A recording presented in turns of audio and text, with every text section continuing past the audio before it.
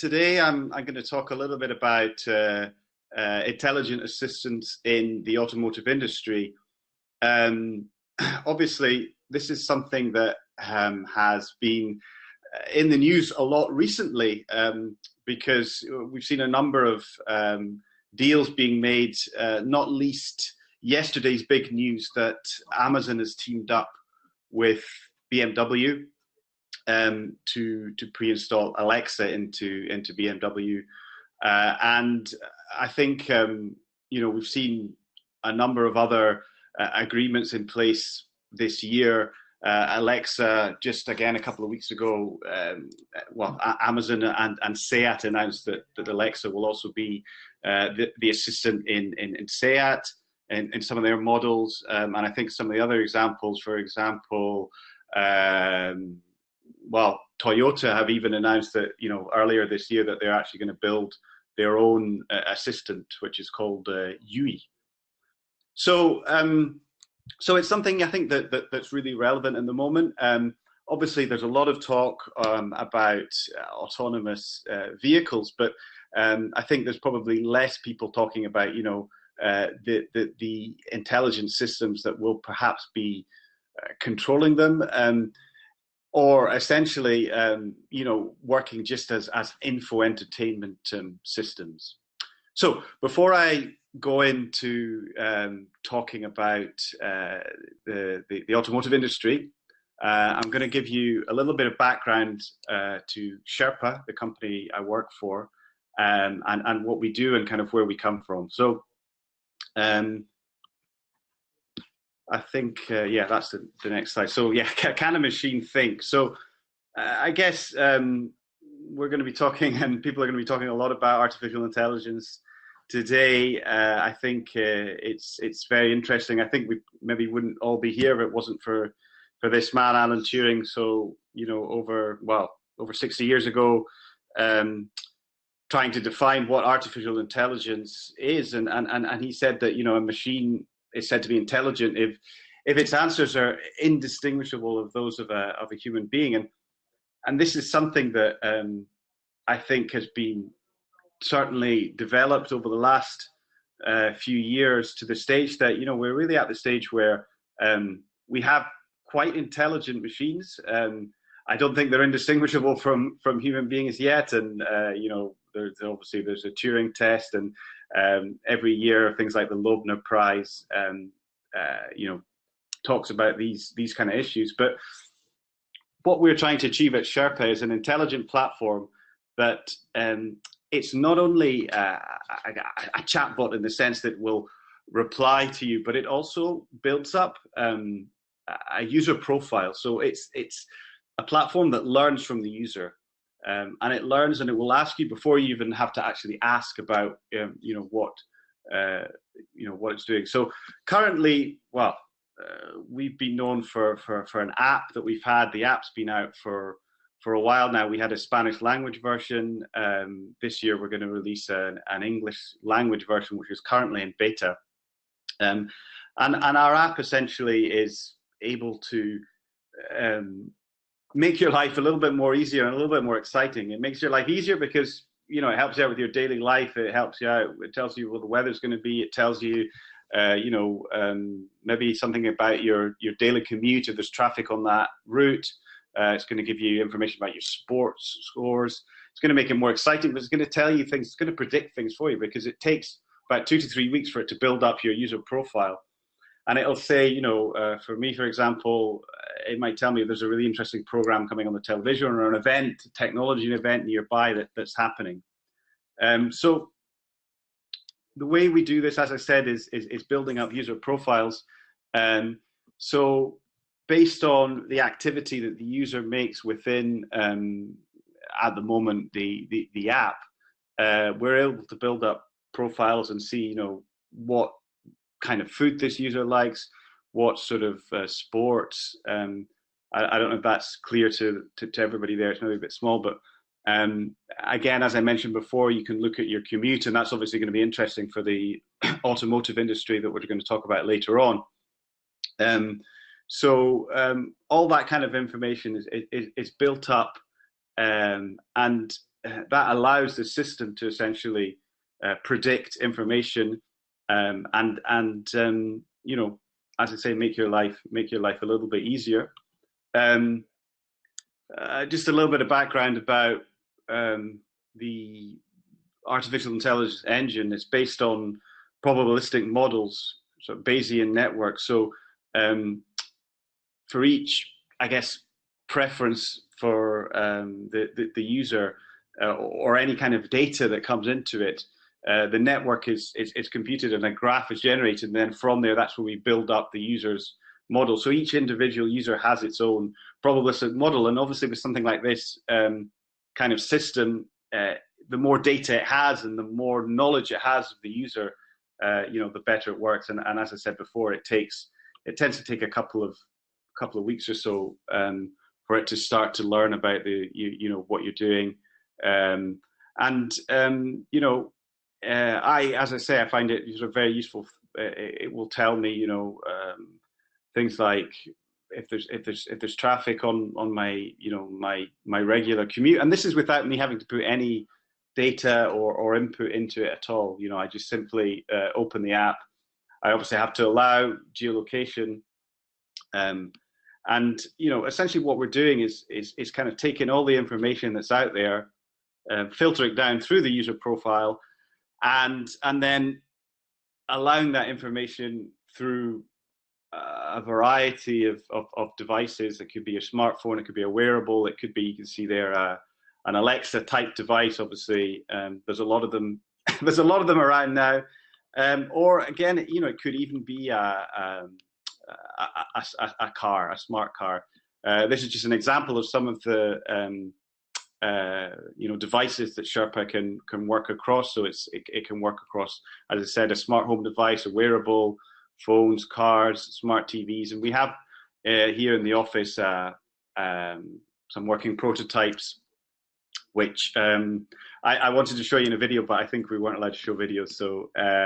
So anybody who's interested, obviously get in contact with me, and we can look at that. So I guess what would life be like? What is life like with Sherpa? Again, this is just an example of sort of, you know, the kind of information. So Sherpa on your phone, you know, it'll tell you, for example, that what you're doing, what's, you know, because it's got access to your calendar. It can tell you what the weather's going to be like. It can tell you, and knows you've got a flight to take. It can even sort of call a taxi for you, all this kind of things. And because it knows the sort of food you like, it can even say, you know, you want me to recommend a restaurant that you like. And then, of course, you know, as you then get into your car, which is the image not appeared here, but as you get into your car, you know, it's going to tell you if there's an accident on your route. It's going to say, you know, maybe recommend a different road to take. It's going to tell you more or less when you're going to arrive. It might even update you with some news, and it'll be news that's tailored to you, because, you know, it knows what kind of news you're interested in. It knows, for example, your favorite sports team or teams, and it can even tell you information about your car, because, you know, if it's connected to the OBD, to the onboard diagnostics within your car, it can maybe say, you know, you've got your tire wear limit is coming up, for example, all that kind of information. And then, of course, you know, you get home after a long day at the office, and hang on, that's not that slide's not appearing. Oh yeah, here we go. So you get home after a long day at the office, you know, and it'll tell you, you know, what's on TV, and you can see here it might be now that you're speaking to a home device rather than your smartphone.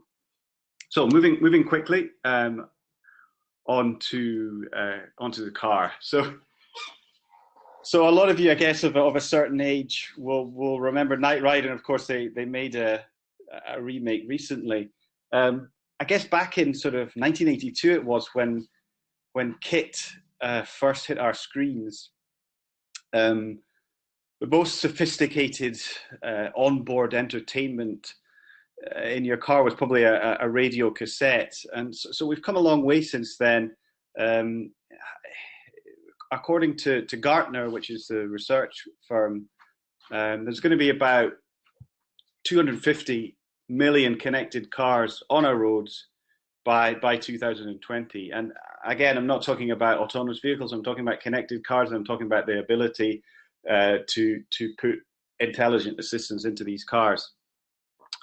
And so while I guess Michael Knight was able to sort of receive a lot of information through a voice interface, I think we're going to see increasingly sophisticated software, an intelligent software system that's going to make drivers' lives, easier. It's going to make it more enjoyable as well. And again, I mentioned at the start some of the deals that have been made, but really, there's not a major car manufacturer now in the world who's not looking at implementing systems. You can see on the right here, this is a prototype that we have set up in the office, and we've recently reached an agreement with a car manufacturer. But I think what's really important here is what kind of information, what kind of functionality will this software have? And of course, with something like Sherpa, we already have a software created, and in a sense, it's creating the